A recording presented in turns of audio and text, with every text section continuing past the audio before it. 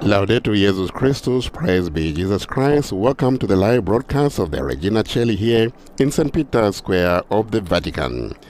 Pope Francis will soon lead the Regina Coeli from the window of his study in the Vatican's Apostolic Palace. The Holy Father will also impart his apostolic blessings on those in the square, those watching or listening to this broadcast, wherever you are. My name is Father Paul Samasumo. On behalf of Vatican Media, I would like to welcome all of you joining in for this recitation of the Regina Coeli. Catholic Television, Catholic Faith Network, Shalom World Television Networks, Shalom TV India, EWTN Television, Salt and Light Television, Atmadashan TV, and listeners of Luminous Radio, Radio Maria, England, and those diocesan radio stations across the world who are listening to us, not forgetting shortwave listeners. Wherever you are, those of you following us on social media channels of the Vatican, glad you could join with us. Remember, you can always find more detailed information on our website, vaticannews.va. It is Divine Sunday Mercy. Pope Francis this morning participated and preached at the Divine Mercy Holy Mass in the Basilica of St. Peter's. By now, I think it is recognized that mercy is a key word that defines the pontificate of Pope Francis. In his talks and speeches, in his pastoral messages, in his homilies, in his gestures, Pope Francis is always speaking about mercy. And many of you, no doubt, have seen the image of Jesus that is always associated with divine mercy. Still many crowds in Rome this week, overflowing onto the main street of Via della Conciliazione. Pope Francis, dear brothers and sisters, buongiorno. Today, the last day of the octave of Easter, the Gospel recounts the first and second apparition of the Risen One to the disciples. Jesus comes at Passover while the apostles are shut in the upper room, but since Thomas, one of the 12, is not present, Jesus returns 8 days later. Let us focus on the two main characters, Thomas and Jesus, looking first at the disciple and then at the master. What kind of dialogue did the two have? The apostle Thomas, first of all, he represents all of us who were not present in the upper room when the Lord appeared and did not have other physical signs or apparitions from him. We too struggle at times like that disciple. How can we believe that Jesus is risen, that he accompanies us and he is the Lord of our life, without having seen or touched him? How can we believe? Why does he not give us some clearer sign of his presence and love so that we can hear? We too are like Thomas, with the same doubts, with same reasoning. But we do not need to be ashamed of this. By telling us the story of Thomas, in fact, the Gospel tells us that the Lord is not looking for perfect Christians.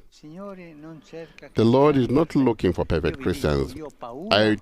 I'm afraid when I see Christians who believe that they are perfect. The Lord does not look for perfect Christians. He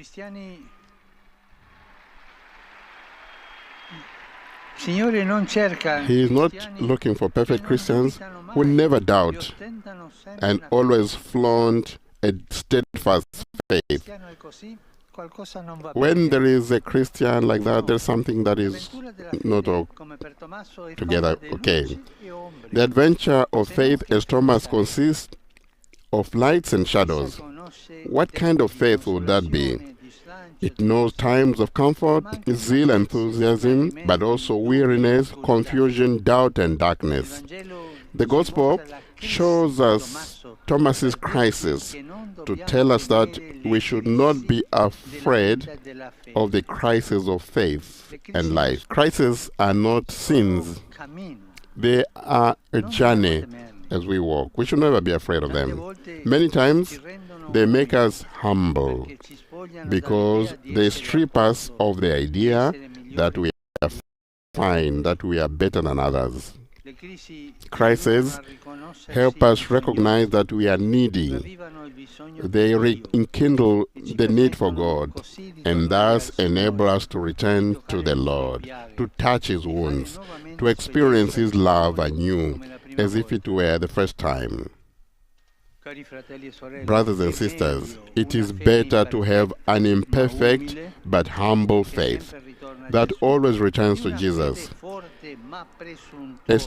Not a strong but presumptuous faith that makes us proud and arrogant.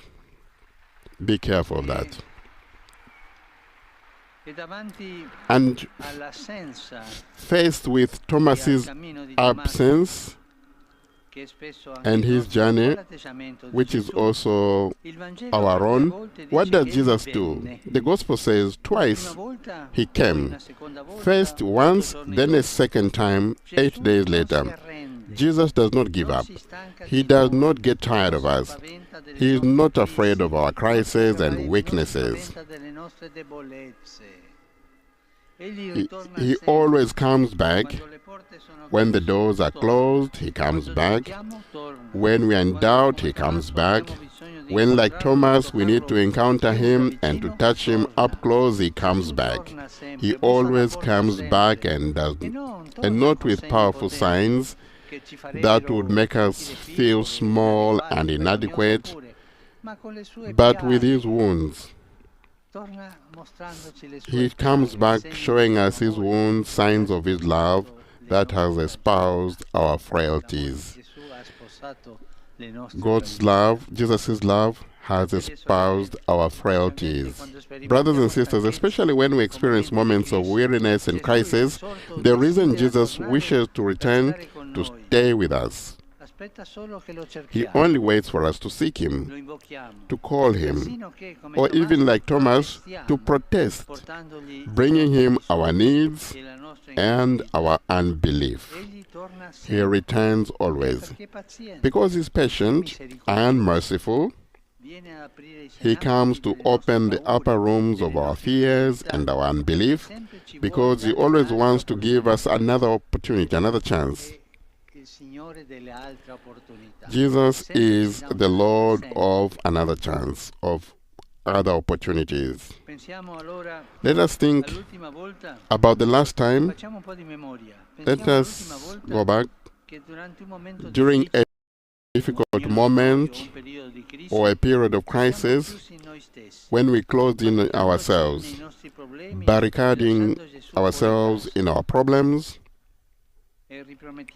and shutting Jesus and out of our house. And let us promise ourselves that next time in our fatigue, we will seek Jesus to return to Him, to His forgiveness, to those wounds that have healed us. We will also become capable of compassion, of approaching the wounds of others without inflexibility and without prejudice. May our Lady, Mother of Mercy, accompany us on the journey of faith and love. The Mother of the Church, that she will accompany us on our journey of faith and love. And now the Regina Coeli prayer, Queen of Heaven, rejoice, Alleluia. Ora pro nobis Deum, Alleluia. Gaude letare Virgo Maria, Alleluia. Quia surrexit Dominus vere, Alleluia. Deus, che per resurrezione in Filii Tui Domini nostri Gesù Christi, mundum latificare dignatus est, presta quesumus, ut per eius genetricem Virgine Mariam, perpetue capiamus gaudia vitae, per Christum Dominum nostrum. Amen. Gloria Patri et Filio et Spiritui Sancto. Sicut erat in principio et nunc et semper, et in saecula saeculorum. Amen. Gloria Patri et Filio et Spiritui Sancto. Sicut erat in principio et nunc et semper, et in saecula saeculorum. Amen. Gloria Patri et Filio et Spiritui Sancto. Sic ut erat in principio et nunc et semper, et in saecula saeculorum. Amen. Pro fidelibus defuntis, requiem aeternam dona eis Domine. Et lux perpetua luceat eis. Requiescant in pace. Amen. Sit nomen Domini benedictum. Ex hoc nunc et usque in saeculum. Aiuterium nostrum in nomine Domini. Qui feci caelum et terram. Benedicat vos, omnipotens Deus, Pater, et Filius, et Spiritus Sanctus. Amen. The Holy Father just giving us his apostolic blessing on this Divine Mercy Sunday. And now the Holy Father greets groups of various pilgrims from Italy. Dear brothers and sisters, today various Oriental and Orthodox churches celebrate their Easter according to the Julian calendar. We in the Latin Rite celebrated Easter last week. Those from the Orthodox and Oriental churches celebrating Easter today. And Pope Francis wishing them all the best, that and wishing the world peace. Today it's 2 months since the war started, the Ukrainian war.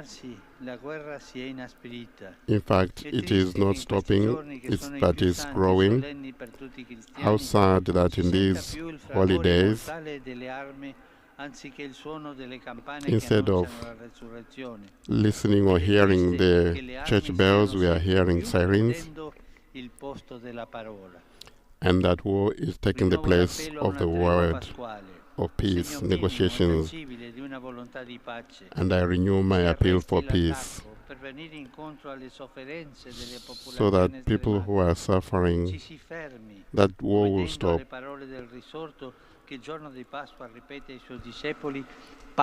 As the Lord himself kept insisting after Easter, peace be to you, peace be with you. Peace is possible. The political leaders, please listen to the appeals of the people who want peace. People do not want escalation of the conflicts.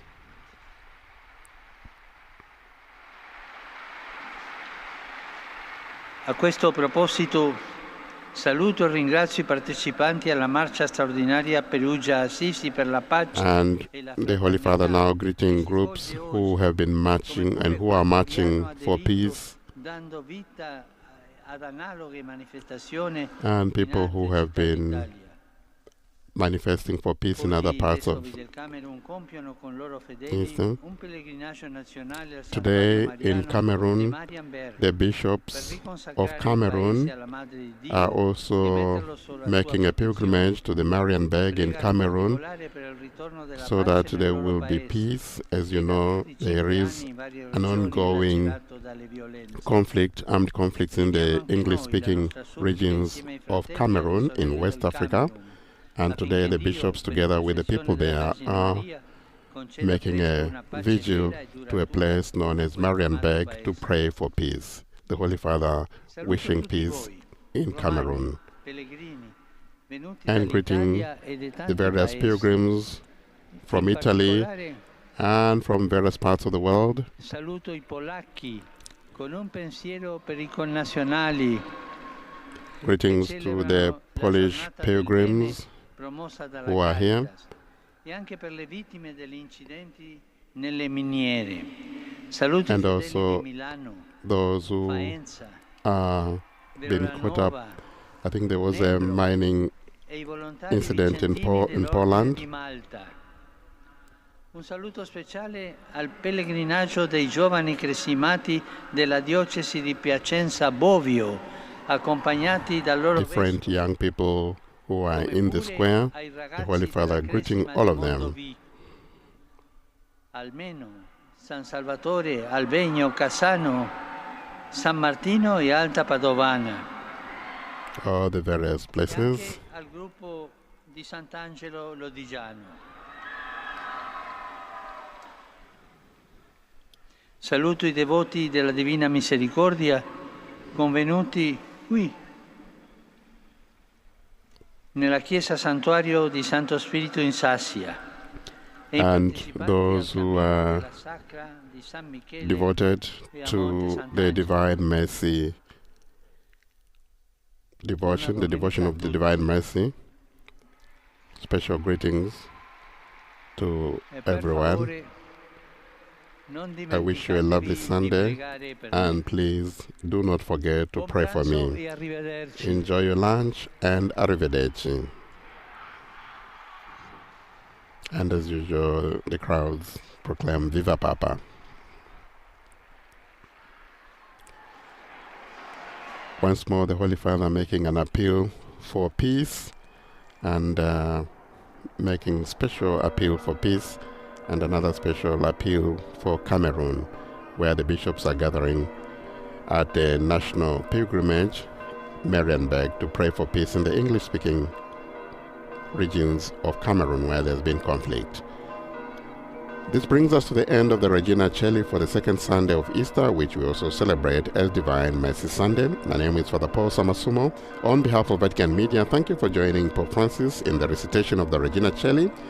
Thank you to television viewers of Catholic Television, Catholic Faith Network, Shalom World Television Network, Shalom TV India, EWTN Television, Salt and Light TV, Art Madashan TV, listeners of Luminous Radio and Radio Maria, England. Enjoy the rest of your day. Laudetur Jesus Christus. Praise be Jesus Christ.